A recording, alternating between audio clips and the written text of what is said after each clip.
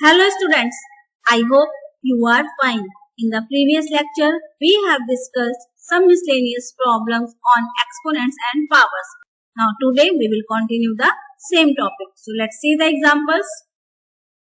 The first example is, by what number should negative 4 whole to the power 5 is divided so that the quotient may be equal to negative 4 whole raised to the power 3. कह रहा है question में कि इस वाले number में negative 4 whole raise to the power 5 में हम क्या डिवाइड करें कि जो हमारा क्वेश्चन था वो negative 4 whole raise to the power 3 आए। ठीक है, चलिए देखते हैं सॉल्यूशन इसका। लिख लेते हैं लेट x बी डिवाइडेड।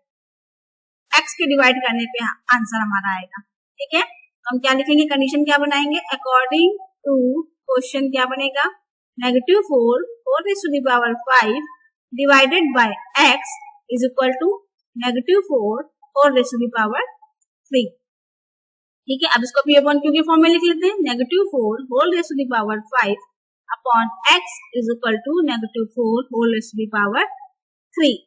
ठीक है, अब देखिए यहाँ पर हमको x की वैल्यू निकालनी है क्योंकि वो नंबर निकालना है जिससे हमको डिवाइड करना है। तो इसके लिए हम क्या करें, इस x को जो यहाँ डिवाइड हो रहा है इसको हम ट्रांसपोज करके इधर ले जाए। यहाँ डिवाइड हो रहा है तो उधर जाके क्या हो जाएगा, multiply negative 4 whole raise to the power 5 is equal to negative 4 whole raise to the power 3 multiply x। और हमको इस एक साइड में खाली x चाहिए, बाकी जो भी नंबर्स होंगे वो अदर साइड में हमको ट्रांसपोज करने हैं। तो देखिए negative 4 whole raise to the power 3 यहाँ पर लिखा हुआ है जो कि मल्टीप्लाई हो रहा है x के साथ, ये यहाँ पर आके क्या हो जाएगा, डिवाइड हो जाएगा। That means x is equal to क्या हो जाएगा, negative 4 whole raise to the power 5 upon negative 4 whole raise to the power 3। ठीक है, हो गया।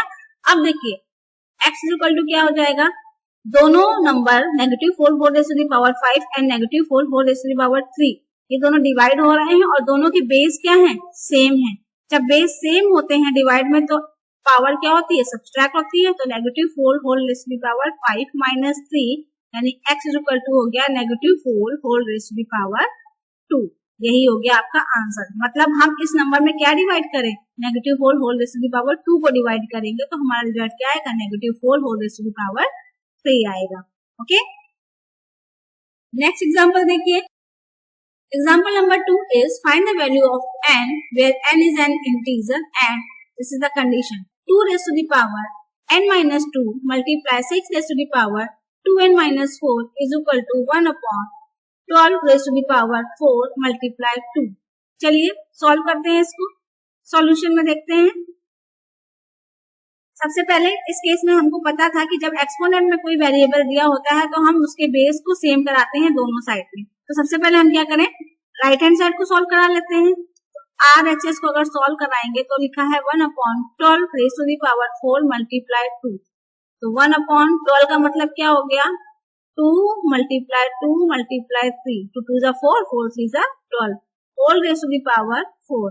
ठीक है, multiply 2 that is equal to 1 upon, ये देखिए ब्रैकेट के अंदर जितने नंबर मल्टीप्लाई हो रहे हैं ये एक्सपोनेंट सब में लगेगा, यानी 2 raise to the power 4 multiply 2 raise to the power 4 multiply 3 raise to the power 4 multiply 2। अब देखिए 1 upon 2 raise to the power 4 इसकी भी है, 2 रेज़ टू द पावर 4 इसकी भी है, 2 रेज़ टू द पावर 1 इसकी है। तो इन तीनों के बेस सेम है यानी पावर इसकी ऐड हो जाएगी। 2 raise to the power 4 plus 1 multiply 3 raise to the power 4। ठीक है, इतना ब्रेक हो गया। ये हो गया 1 upon 2 raise to the power कितना आ गया, ये 4 4 8 1 9 multiply 3 raise to the power 4। अच्छा, अब मैं एक चीज आपको यहाँ पर ये बता दूं कि जब भी कोई नंबर आपको डिवाइड में दिया होता है, न्यूमरेटर में 1 हो या ना हो, और उस नंबर को आप एक्सपोनेंट के साथ ऊपर लेके जाओगे तो उसमें क्या होता है, जो उसके एक्सपोनेंट्स होते हैं वो माइनस हो जाते हैं। ठीक है, तो ये नंबर हो जाएगा 2 रेज़ टू द पावर 9 लिखा है तो ये हो जाएगा 2 raise to the power minus 9 multiply 3 raise to the power 4 लिखा है तो ये जाएगा 3 raise to the power negative 4। ठीक है, इस तरह से हम इसको लिख सकते हैं। Is it clear? यानी कोई भी नंबर अगर आपको डिनोमिनेटर में दिया हुआ है उसकी पावर पॉजिटिव है तो न्यूमरेटर में जाकर उसकी पावर नेगेटिव हो जाती है। और डिवाइड के केस में हम यही तो करते हैं। ठीक है, जब बेस सेम होता है डिवाइड करते हैं तो डिनोमिनेटर वाले को माइनस इसीलिए तो करते हैं। ठीक है, और अगर हम ये कहें कि न्यूमरेटर में पॉजिटिव है, डिनोमिनेटर में जाके वो फिर नेगेटिव हो जाएगा। ठीक है, जस्ट अपोजिट रहता है। तो ये किसकी वैल्यू आ गई, इसकी, मतलब RHS ही आ गया। अच्छा, लेफ्ट हैंड साइड में तो 2 का टर्म है लेकिन 3 का टर्म नहीं है, यहाँ पर 6 है, तो 6 को हम ब्रेक भी कर सकते हैं। तो यहाँ पर हम लिखेंगे LHS, इसमें क्या लिखा है 2 raised to the power n minus 5 multiply 6 raised to the power 2n minus 4। तो 6 को ब्रेक कर लेते हैं, 2 raised to the power n minus 5 multiply 6 का मतलब 2 multiply 3 whole to the power 2n minus 4 that is equal to 2 raised to the power n minus 5 multiply, bracket के अंदर जो नंबर मल्टीप्लाई हो रहा है सब में ही एक्सपोनेंट लगेगा, 2 raised to the power 2n minus 4 multiply 3 raised to the power 2n minus 4। अब देखिए इन दोनों का बेस सेम है तो पावर क्या हो जाएगी, ऐड हो जाएगी। ये हो जाएगा 2 raised to the power n minus 5 plus 2n minus 4, ठीक है, multiply 3 raised to the power 2n minus 4। 2 raised to the power क्या बन गया न्यूमरेटर अब n plus 2n 3n minus 5 minus 4, तो ये जाएगा माइनस का 9 multiply 3 raised to the power 2n minus 4। n की वैल्यू निकालनी है, हम दोनों साइड में कंपेयर करेंगे। Now on comparing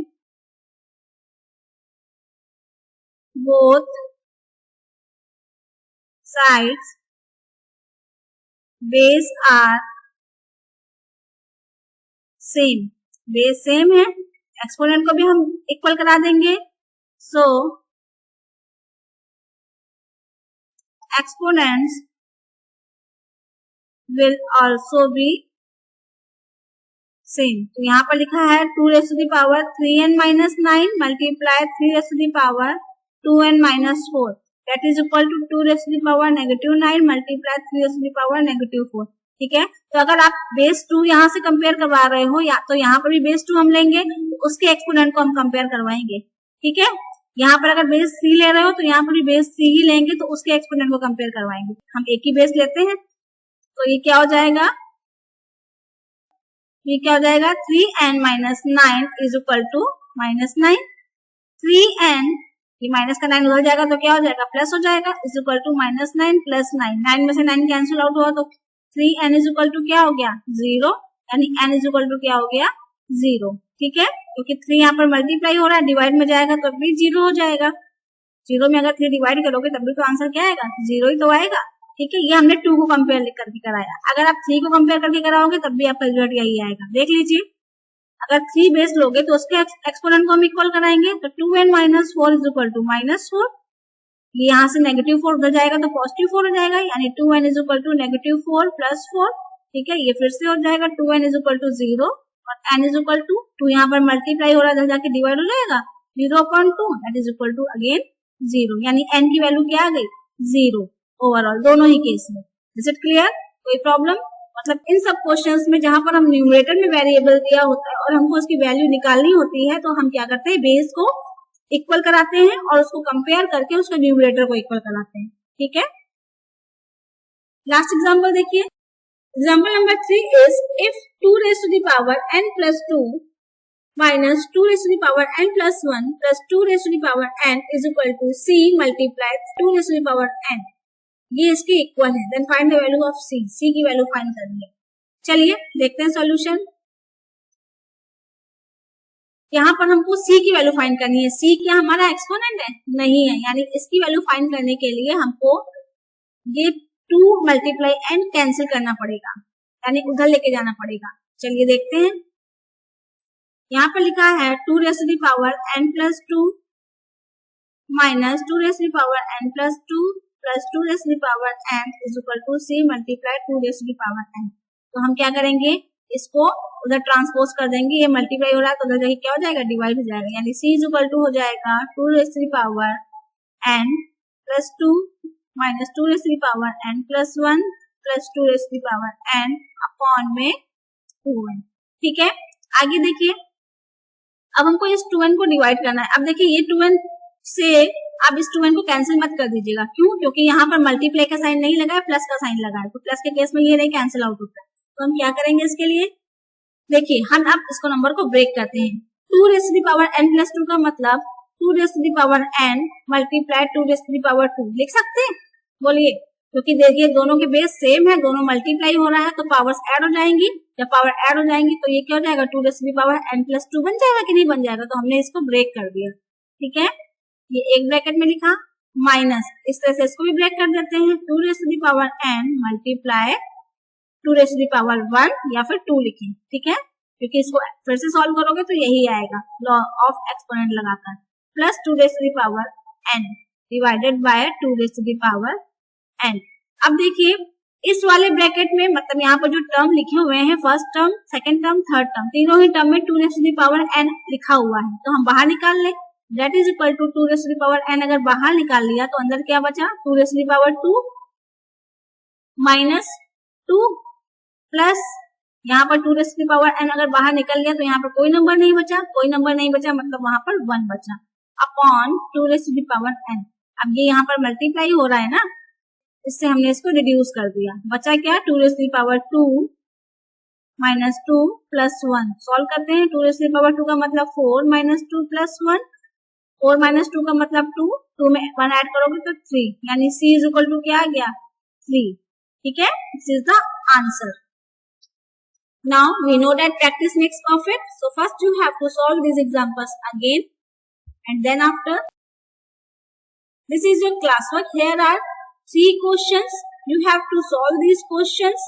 After solving these questions, check your answers which are given here. Thank you for watching. See you in the next video.